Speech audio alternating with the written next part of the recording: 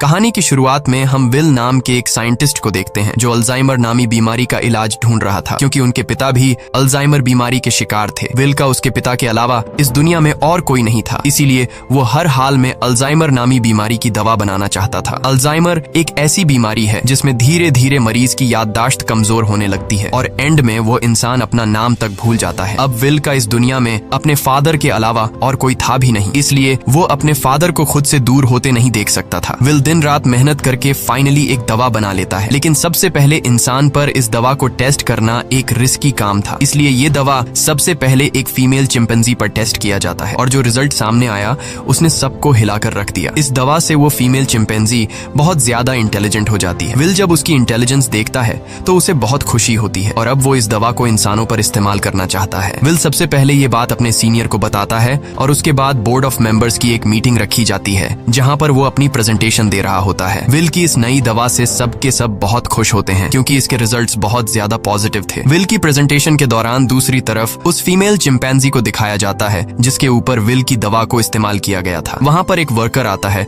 जो उसे वहां से दूसरी जगह शिफ्ट करना चाहता है, लेकिन आज उस चिंपैंजी का नेचर थोड़ा अलग था। वो उस जगह से दूसरी जगह शिफ्ट नहीं होना चाहती थी। जब वर्कर जबरदस्ती करता है तो उस चिंपैंजी को बहुत गुस्सा आता है। वो उस वर्कर का हाथ पकड़ लेती है और उसके बाद वहां से निकलकर चारों तरफ तोड़फोड़ करना शुरू कर देती है। वो काबू से बाहर हो गई और उस जगह पहुंच जाती है जहां पर बोर्ड ऑफ मेंबर्स की मीटिंग चल रही होती है। यहाँ पर विल चाहकर भी उसे कंट्रोल नहीं कर पाता क्योंकि ये चिंपैंजी बहुत ज्यादा गुस्से में होती है, इसलिए इस चिंपैंजी को गोली मारनी पड़ती है जिससे उस चिंपैंजी की मौके पर ही मौत हो गई। इस हादसे के बाद बोर्ड के मेंबर्स ने ये माना कि विल की दवा की वजह से ये चिंपैंजी एग्रेसिव हो गई थी और अब चिंपैंजी की मौत के साथ साथ विल का ये पूरा का पूरा एक्सपेरिमेंट भी पूरी तरह से खत्म हो गया है। बोर्ड के मेंबर्स ने लैब में रखे सारे चिंपैंजी को मारने का हुक्म दिया क्योंकि उन पर भी विल की बनाई हुई दवा का इस्तेमाल किया गया था। हालांकि विल अपने बॉस को कन्विंस करने की कोशिश करता है कि मेरी दवा में कोई प्रॉब्लम नहीं है, लेकिन उसका बॉस साफ साफ मना कर देता है। वो कहता है कि अगर तुम्हारी दवा में प्रॉब्लम नहीं होती तो वो चिंपैंजी इतना ज्यादा अग्रेसिव नहीं होती। विल की 5 सालों की एक्सपेरिमेंट अब जाया हो गई थी। वो अंदर लैब की तरफ जाता है, तभी उसके पास लैब का केयर टेकर आता है और उसे बताता है कि आपकी दवा में कोई भी प्रॉब्लम नहीं है। दरअसल चिंपैंजी आपकी दवा की वजह से अग्रेसिव नहीं हुई थी, बल्कि उसने उसी वक्त एक बच्चे को जन्म दिया था जिस वजह से वो गुस्से में आ गई थी क्योंकि उसे वहां से शिफ्ट किया जा रहा था। और अब विल को पूरी बात समझ में आ जाती है। वो वर्कर उसे कहता है कि मैंने बॉस के कहने पर उन सारे चिंपैंजीज को मार दिया और उस बच्चे को नहीं मार पाया जो अभी अभी पैदा हुआ है। उसके बाद विल बिना किसी को बताए चुपके से उस बच्चे को अपने घर ले आता है जहाँ पर विल के फादर भी होते हैं और यहाँ पर हमें दिखाया जाता है कि ये चिंपैंजी का बच्चा छोटा तो है लेकिन उसका दिमाग इंसानों की तरह तेज है। बहुत जल्दी वो विल के पिता से घुल मिल जाता है और विल के पिता उसे नाम देते हैं सीजर। धीरे धीरे 3 साल बीत जाते हैं और अब वो चिंपैंजी का बच्चा जिसका नाम सीजर है वो बहुत ज्यादा स्मार्ट हो चुका है। वो पढ़ सकता है, गेम्स खेलता है और बिल्कुल इंसानों की तरह हर एक काम को करता है। बस वो सिर्फ एक चीज नहीं कर सकता और वो है इंसानों की तरह बोलना, पर वो इंसानों की बातचीत को अच्छी तरह से समझ सकता है। वहीं विल के पिता को दिखाया जाता है जिनकी अल्जाइमर बीमारी की वजह से दिमागी हालत काफी ज्यादा खराब हो चुकी है, यहाँ तक कि उनकी नर्स भी उनका ध्यान रखने से मना कर देती है। वो विल से कहती है कि तुम्हारे पिता को अब हॉस्पिटल की जरूरत है, घर पर उनका टेक केयर नहीं किया जा सकता। विल अपने पिता की हालत देखकर उसे बहुत दुख होता है और अगले दिन जब वो लैब में जाता है तो चुपके से उस दवा को लेकर आता है जो उसने सीजर की मॉम को और बाकी चिंपैंजीज को दी थी और ये दफा उसने स्पेशली अपने पिता के अल्जाइमर बीमारी के लिए बनाई थी। वो जानता था कि उसके पिता का बचना अब नामुमकिन है, इसलिए वो ये रिस्क लेता है और अपने पिता को अल्जाइमर की वो दवा इंजेक्ट कर देता है। विल के पिता पहले इंसान होते हैं जिनके ऊपर इस अल्जाइमर की दवा को यूज किया जाता है। विल रात भर सो नहीं पाता क्योंकि उसे डर लगता है कि कहीं उसके पिता को कुछ हो न जाए और अगली सुबह विल देखता है कि उसके पिता पियानो बजा रहे हैं। वो पूरी तरह से ठीक हो चुके हैं। विल ये देखकर बहुत खुश होता है, यानी उसकी दवा ने उसके पिता को पूरी तरह से ठीक कर दिया है। वहीं हमें सीजर को दिखाया जाता है जो खिड़की से कुछ बच्चों को साइकिल चलाते हुए देखता है। सीजर का भी मन करता है कि वो भी उन बच्चों की तरह साइकिल चलाए, इसलिए वो पड़ोस के घर में चला जाता है, पर इस घर का मालिक बहुत ही खड़ूस इंसान था। वो सीजर को देख लेता है। अब वो सीजर को मारने के लिए बेसबॉल का बैट उठाकर उस पर हमला कर देता है, लेकिन उससे पहले कि वो उसे बुरी तरह से मारता, यहाँ पर विल और उसके पिता सीजर को बचा लेते हैं। विल पड़ोसी को समझाने की कोशिश करता है कि ये सिर्फ खेलने की कोशिश कर रहा था, इससे तुम्हें कोई खतरा नहीं है। पड़ोसी कहता है कि ये मेरे बच्चों को नुकसान पहुंचा सकता है और अगर ये बंदर का बच्चा दोबारा यहाँ पर आया तो मैं इसे मार दूंगा। यहाँ पर सीजर के पैर पर चोट लग गई होती है, इसलिए विल उसे डॉक्टर कैरोलिन के पास ले जाता है और जब कैरोलिन उसका इलाज करती है तो उसे पता चलता है कि ये बहुत ज्यादा इंटेलिजेंट है क्योंकि सीजर विल से इशारों में बात कर रहा होता है। जल्द जल्द ही विल और डॉक्टर कैरोलिन की आपस में दोस्ती हो जाती है। कैरोलिन को सीजर बहुत पसंद आ जाता है, इसलिए वो विल के घर आना शुरू कर देती है, जहाँ उसे पता चलता है कि सीजर हमेशा घर पर रहता है, उसे बाहर नहीं ले जाया जाता, इसीलिए सीजर हमेशा खिड़की से बाहर देखता रहता है। कैरोलिन विल से कहती है कि हमें उसे बाहर ले जाना चाहिए। विल को ये आइडिया पसंद आया और अगले दिन विल और कैरोलिन सीजर को पास के एक जंगल में ले गए, जिसका नाम रेडवुड है। वह खूबसूरत जंगल सीजर के लिए किसी जन्नत से कम नहीं था। सीजर को ये जगह बहुत पसंद आई और इसी तरह से 2 साल और बीत जाते हैं। अब विल और कैरोलिन एक दूसरे के साथ रिलेशनशिप में आ चुके हैं। सीजर भी अब बड़ा हो चुका है और ये लोग हमेशा उस जंगल में आते। एक दिन जब ये लोग रेडवुड जंगल में होते हैं तो वहाँ एक फैमिली आती है जिनके पास एक डॉग होता है जिसके गले में पट्टा बांधा गया होता है। वह डॉग सीजर पर भौंकने लग जाता है, जिसे देखकर सीजर बहुत ज्यादा मायूस हो जाता है। सीजर इसलिए मायूस नहीं होता कि डॉग ने उस पर भौंका, बल्कि वो डॉग के गले में पट्टा देख लेता है और पट्टा तो उसके गले में भी विल ने बांधा था। वो विल से इशारे में पूछता है, क्या मैं तुम्हारा कोई पालतू जानवर हूँ? जिस पर विल जवाब देता है, नहीं, तुम पालतू नहीं हो, तुम मेरे बेटे हो। पर सीजर अब समझदार हो चुका था। वो अपने बारे में जानना चाहता था कि वो कौन है और कहाँ से आया है, इसलिए विल सीजर को अपनी लैब के बाहर ले जाता है और बताता है कि तुम्हारी मॉम यहाँ पर थी, हमने उसके ऊपर एक दवा का इस्तेमाल किया था और उसी दवा की वजह से आज तुम इतने ज्यादा इंटेलिजेंट हो। अब सीजर को अपने बारे में सब कुछ पता चल चुका है। इसके बाद ये लोग घर आते हैं जहाँ पर विल के पिता को दिखाया जाता है, जिनकी अल्जाइमर बीमारी अब वापस पहले जैसी हो चुकी है। वो चम्मच के उल्टे तरफ से खाना खाने लगा। विल समझ गया कि अब इस दवा ने उसके पिता के दिमाग पर असर करना छोड़ दिया है। इस बात से विल बहुत परेशान होता है और जब विल काम पर गया होता है तो विल के पिता का गाड़ी चलाने का मूड हो जाता है, लेकिन अल्जाइमर बीमारी की वजह से वो भूल चुके होते हैं कि गाड़ी को ड्राइव कैसे किया जाता है। जब वो कार स्टार्ट करता है तो उसे कार कंट्रोल नहीं हो पाती, इसलिए वो सीधा जाकर अपने पड़ोसी की गाड़ी को टक्कर मार देता है। पड़ोसी जब यह सब कुछ देखता है तो वो जल्दी से बाहर आ जाता है। ये वही पड़ोसी है जिसने कुछ साल पहले सीजर को मारा था और अब वो विल के पिता को कॉलर से पकड़कर गाड़ी से बाहर निकालता है, उन्हें मारने लगता है। तभी अचानक खिड़की से सीजर की नजर उन पर पड़ती है और जब वह देखता है कि उनका पड़ोसी विल के पिता को मार रहा है तो वह अपने आप को कंट्रोल नहीं कर पाता। वो बाहर आता है और उस पर हमला कर देता है। सीजर इतना गुस्से में आ गया होता है कि वो उस पड़ोसी की उंगली काट लेता है, जिसके बाद उनका पड़ोसी विल के चिंपैंजी सीजर पर कोर्ट में केस करता है। इसीलिए कोर्ट ये फैसला करती है कि अब सीजर को घर पर नहीं रखा जा सकता। तब यहाँ एनिमल कंट्रोल टीम आती है और वो सीजर को उस जगह ले जाते हैं जहाँ पर और भी चिंपैंजीज रहते हैं। सीजर को लगा कि वो यहाँ घूमने के लिए आया है, इसलिए वो एक्टिविटी हॉल को देखकर खुश था, लेकिन उसे पता नहीं था कि अब वो यहाँ हमेशा के लिए कैद रहने वाला है। सीजर जब विल को यहाँ से जाते देखता है तो वो उसके पास दौड़कर आता है, लेकिन अब सीजर उस जगह में कैद हो चुका था। सीजर विल के पास आया और शीशे के दूसरी ओर से इशारे करने लगा कि मुझे भी अपने साथ ले चलो, लेकिन विल मजबूर है और वो कहता है कि तुम्हें अब यहीं पर रहना होगा। इस बात से सीजर को बहुत दुख होता है और विल उसे यहीं पर छोड़कर चला जाता है। दूसरी तरफ विल के पिता को दिखाया जाता है जो एक बार फिर पूरी तरह से अल्जाइमर के शिकार हो चुके हैं और विल अब पहले से भी ज्यादा स्ट्रॉन्ग दवा बनाएगा ताकि वह अपने पिता की बीमारी को हमेशा के लिए ठीक कर दे। विल यह बात अपने बॉस को बताता है कि वह दवा जो मैंने पहले बनाई थी मैंने अपने पिता के ऊपर इस्तेमाल की थी। वो पूरी तरह से ठीक हो गए थे, लेकिन ज्यादा वक्त तक नहीं। अब वो दोबारा से कमजोर हो रहे हैं, इसलिए अब मैं पहले से भी ज्यादा स्ट्रॉन्ग दवा बनाना चाहता हूँ। उसका बॉस उसे इजाजत दे देता है। दूसरी तरफ सीजर को दिखाया जाता है जो बहुत ही ज्यादा उदास था। उसे उम्मीद थी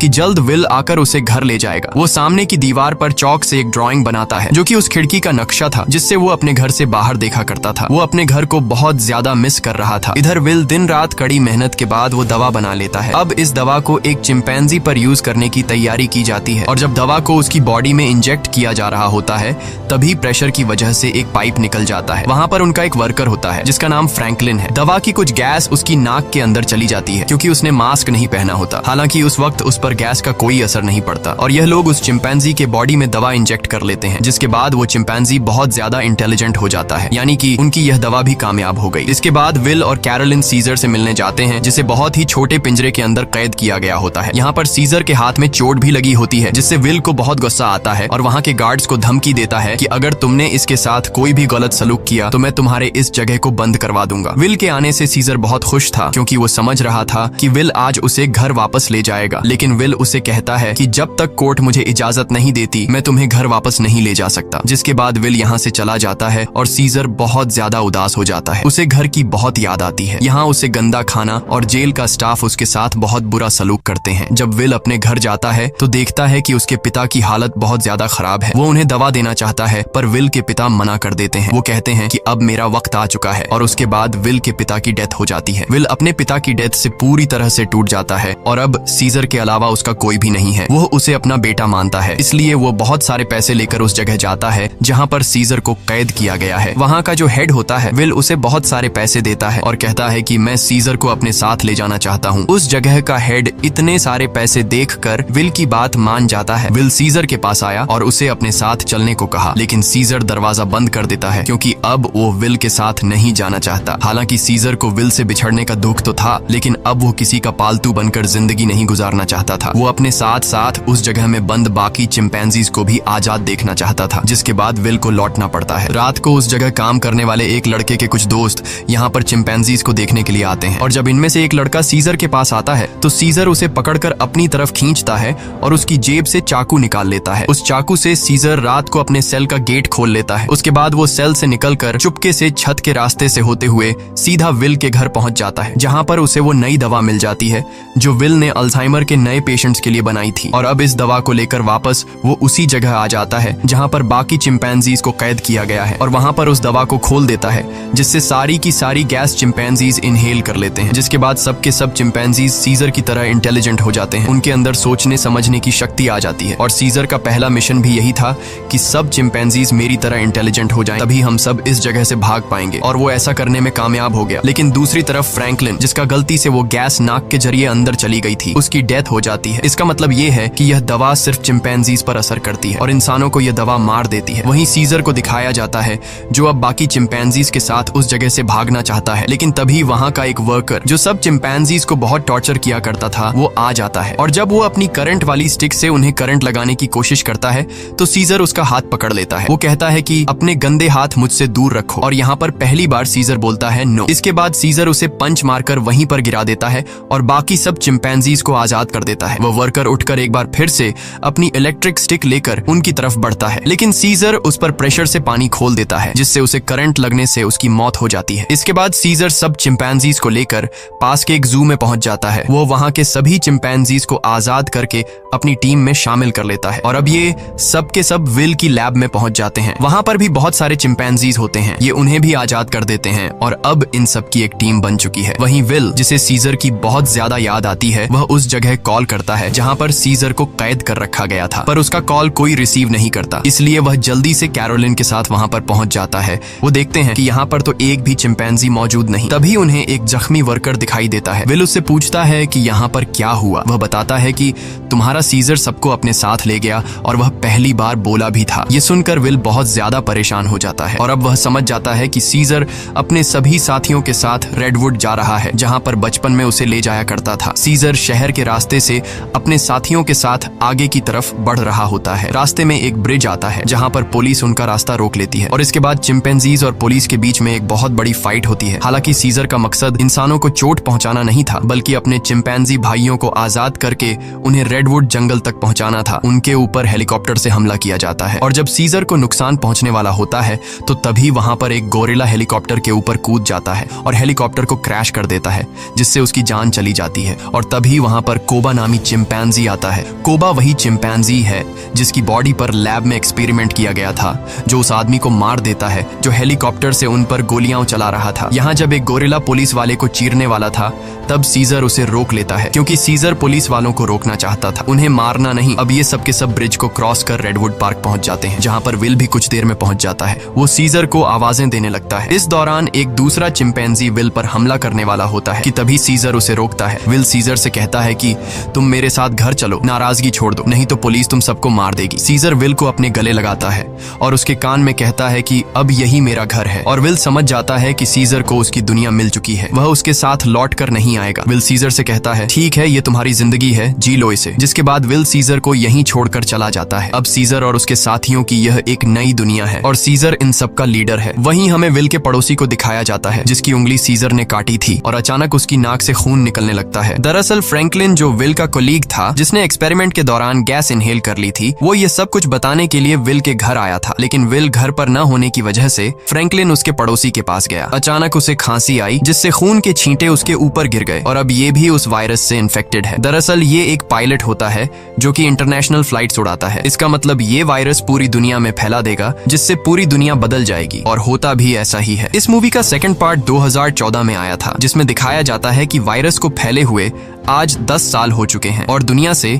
इंसानों की बहुत बड़ी आबादी खत्म हो चुकी है। जहां एक तरफ इंसानों की आबादी कम हो रही थी, दूसरी तरफ चिंपैंजीज की जनरेशन बढ़ती जा रही थी। ये सभी उस जंगल में पूरी तरह से फैल चुके थे और वो सभी अब पहले से भी ज्यादा स्ट्रांग हो चुके थे। यहाँ हमें सीजर को दिखाया जाता है। वो अब भी सभी चिंपैंजीज का लीडर है और इस जंगल में सीजर का ही राज चलता है। इस जंगल में अब इंसानों का आना मना है। सीजर का अब एक बेटा हो चुका है जिसका नाम ब्लू आई है। एक दिन सीजर का बेटा जब अपने दोस्त के साथ जंगल में घूम रहा होता है, तभी उनके सामने एक इंसान आ जाता है जो जंगल में अपनी टीम के साथ हाइड्रो इलेक्ट्रिक डैम देख रहा होता है ताकि पूरे शहर को इलेक्ट्रिसिटी दोबारा से दी जा सके, और ये डैम चिंपैंजीज के इलाके में है। अब वो आदमी जब सीजर के बेटे ब्लू आई और उसके दोस्त को देखता है तो वो बहुत ज्यादा डर जाता है और अपनी गन निकाल लेता है। सीजर का बेटा भी घुर्राने लगता है। वो आदमी डर कर गोली चला देता है, जिससे सीजर के बेटे का दोस्त घायल हो जाता है। गोली की आवाज सुनकर सभी चिंपैंजीज यहाँ पर आ जाते हैं। साथ ही जिस आदमी ने गोली चलाई होती है उसके साथी भी आ जाते हैं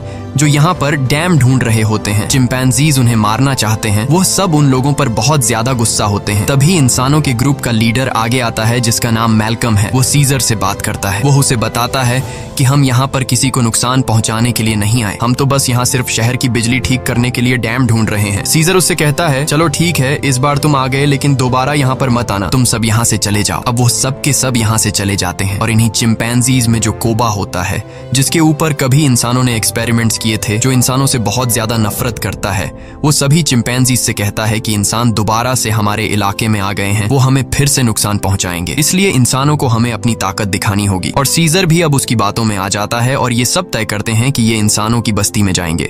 और अब सीजर अपने घोड़े पर बैठकर सबके आगे होता है। उसके साथ सभी चिंपैंजीज इंसानों के इलाके में जाते हैं। यहाँ पर दिखाया जाता है कि जो पहले रोशनियों से चमकने वाला एक खूबसूरत शहर हुआ करता था, अब वो पूरी तरह से वीरान हो चुका है। यहाँ पर टेक्नोलॉजी और बहुत सारी चीजें अब पूरी तरह से खत्म हो चुकी हैं। सीजर अपनी पूरी सेना को लेकर इंसानों के इलाके में पहुंच जाता है, जहां पर मैल्कम एक बार फिर से सीजर के सामने आता है और वो सीजर से कहता है कि हम तुमसे माफी मांग चुके हैं। सीजर कहता है कि आज के बाद अगर हमारे इलाके में कोई भी आया तो हम उसे मार देंगे। हम युद्ध नहीं चाहते, लेकिन अगर इंसानों ने दोबारा हमारे इलाके में आने की कोशिश की तो हम किसी को नहीं छोड़ेंगे। यहाँ पर कोबा भी होता है। कोबा चाहता है कि वो इंसानों से युद्ध लड़े, लेकिन सीजर इंसानों को वार्निंग देकर यहाँ से पूरी सेना के साथ निकल जाता है। वही मैल्कम को दिखाया जाता है जो बहुत ज्यादा परेशान होता है, क्योंकि जिस जगह में ये लोग रह रहे थे वहां पर बिजली नहीं थी और उनका पावर प्लांट खास उसी जगह में था जहां पर चिंपैंजीज का इलाका था। वहां पर जाना मतलब अपनी मौत को दावत देना है, लेकिन सारी जिंदगी ये लोग बिना इलेक्ट्रिसिटी के तो नहीं रह सकते थे, इसलिए उन्हें हर हाल में वहां पर जाकर बिजली ठीक करनी थी। मैल्कम अपने सीनियर से कहता है कि हमें एक बार सीजर से बात करके देखना चाहिए, क्या पता वो हमारी तकलीफ को समझ ले। जिसके बाद मैल्कम अपनी फैमिली और एक ग्रुप लेकर वहां जंगल के बाहर पहुंच जाता है। मैल्कम जब सीजर को अपनी सारी सिचुएशन बताता है तो सीजर समझ जाता है, क्योंकि वो इंसानों के साथ रह चुका है। उसे पता है कि इलेक्ट्रिसिटी का मतलब क्या है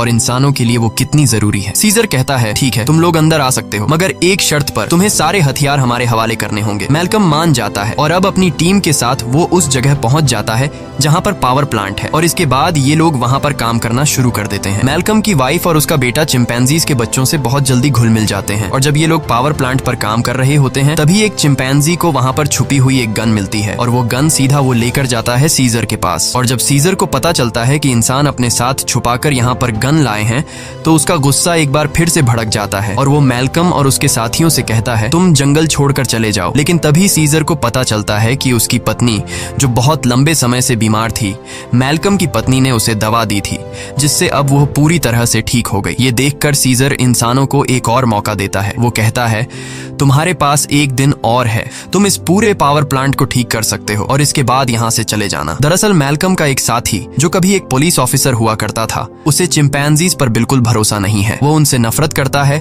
और वो यहाँ पर गन्स लेकर आया होता है। उनके पास और भी गन्स होते हैं और जब ये लोग गन्स एक दूसरे को पास कर रहे होते हैं तो ऊपर से कोबा देख लेता है। कोबा गुस्से से लाल हो जाता है कि ये इंसान तो बिल्कुल भी भरोसे के लायक नहीं है और कोबा इंसानों से बहुत ज्यादा नफरत करता है और वो जल्दी से सीजर के पास जाता है। वो उसे बताता है कि इंसानों के पास और भी हथियार हैं, इंसान भरोसे के लायक नहीं है, तुम्हें उन्हें हमारे इलाके से निकालना होगा। जिस पर सीजर उसे सब्र रखने को कहता है। इस बात से कोबा को गुस्सा आता है। वो कहता है, तुम्हें अपने साथियों की बिल्कुल भी परवाह नहीं है, तुम इंसानों से प्यार करते हो क्योंकि तुम भी उन्हीं में से एक हो। और अब सीजर को इस बात पर गुस्सा आता है और वो कोबा पर हमला कर देता है। सीजर उसे बहुत बुरी तरह से घायल कर देता है। कोबा अब बदले की आग में जलने लगा। वो यहाँ से सीधा उस जगह जाता है जहाँ पर इंसान और उनके हथियार हैं। वो वहाँ से इंसानों के हथियार लेता है और बहुत सारे इंसानों को मार देता है। और उन्हें मारने के बाद वापस वो अपने इलाके में आता है जहाँ पर वो अपने ही चिंपैंजीज के कई घरों को आग लगा देता है। और जब मौका देखता है कि सीजर बिल्कुल अकेला है, उसके पास कोई भी नहीं है, तो वो चुपके से सीजर को भी गोली मार देता है। सीजर वहीं झाड़ियों में गिर जाता है। इसके बाद कोबा अब सभी चिंपैंजीज के पास जाता है और कहता है, इंसानों ने हमारे घर जला दिए और हमारे लीडर सीजर को भी मार दिया। वो हम पर हमला कर रहे हैं, हमें उन्हें सबक सिखाना होगा। कोबा इंसानों के खिलाफ युद्ध का ऐलान कर देता है। साथ ही वो यह भी ऐलान करता है कि अब मैं तुम सब का लीडर हूँ। इसे सब लीडर मान लेते हैं और इंसानों से युद्ध लड़ने के लिए तैयार हो जाते हैं। दूसरी तरफ इंसानों को दिखाया जाता है जहाँ उनके घरों में अब लाइट आ चुकी होती है क्योंकि पावर प्लांट ठीक हो चुका है। वो सब एक साथ मिलकर एंजॉय कर रहे होते हैं। वहीं कोबा अपनी पूरी सेना के साथ उस जगह पहुंच जाता है जहां पर इंसानों के हथियार हैं। सबसे पहले ये चिंपैंजीज इंसानों के हथियार को लूटते हैं और इसके बाद उन्हीं हथियारों से इंसानों के ऊपर हमला कर देते हैं। कई इंसानों को मार दिया जाता है। यहाँ पर वो छोटा चिंपैंजी भी होता है जिसे जंगल में एक इंसान ने गोली मारी थी और अब कोबा उसे हथियार देता है और कहता है, तुम्हें इंसानों को मारना होगा। पर वह मना कर देता है क्योंकि सीजर ने उसे सिखाया था कि कभी भी किसी भी इंसान पर बिना वजह हमला मत करना। और जब वो बच्चा कोबा का ऑर्डर नहीं मानता तो कोबा उसे मार देता है। साथ ही जो चिंपैंजीज उसका हुक्म नहीं मानते वो उन्हें कैद कर लेता है। वही जंगल में मैल्कम और उसकी वाइफ शहर की तरफ आ रहे होते हैं। तभी वहाँ पर उन्हें सीजर दिखता है जो बहुत बुरी तरह से घायल होता है। वो सीजर को अपनी गाड़ी में बैठाकर अपने घर ले आते हैं। वो उसका ट्रीटमेंट करते हैं और सीजर का अच्छी तरह से ख्याल रखते हैं जिससे सीजर की जान में दोबारा जान आ जाती है। सीजर के होश में आने के बाद वो उन्हें बताता है कि मेरे पर हमला मेरे साथी ने किया है जिसका नाम है कोबा। मैल्कम को भी यहाँ पर पूरी बात समझ में आ जाती है। सीजर पूरी तरह से ठीक नहीं था, इसीलिए उसे पूरी तरह से रिकवर करने के लिए मैल्कम मेडिसिन लाने के लिए स्टोर पर जाता है और तभी उसके सामने सीजर का बेटा आ जाता है जिसके हाथ में गन होती है। वो मैल्कम को शूट करने वाला होता है कि मैल्कम उसे बता देता है, तुम्हारे पिता सीजर अब भी जिंदा हैं, वो हमारे पास हैं और उन्हें और किसी ने नहीं बल्कि कोबा ने शूट किया है। इसके बाद मैल्कम सीजर के बेटे को अपने घर ले आता है। वो अपने पिता को जिंदा देखकर बहुत खुश हो जाता है, जहाँ पर सीजर का बेटा सीजर को बताता है कि किस तरह से कोबा ने अपने आप को लीडर बनाया और उसने बाहर की दुनिया में मासूम लोगों की जान ली। सीजर के बेटे को भी अब पता चल चुका है कि उसके पिता सीजर पर और किसी ने नहीं बल्कि कोबा ने गोली चलाई थी। इसीलिए अब वह वापस उसी जगह जाता है जहाँ पर कोबा ने इंसानों को और बहुत सारे चिंपैंजीज को बंदी बनाकर रखा है। सीजर का बेटा सबको आजाद कर देता है। मैल्कम भी उनका साथ देता है और वो उन सबको टावर के अंदर ले आता है जहाँ पर उसकी मुलाकात वही पुलिस ऑफिसर से होती है। वह ऑफिसर मैल्कम को बताता है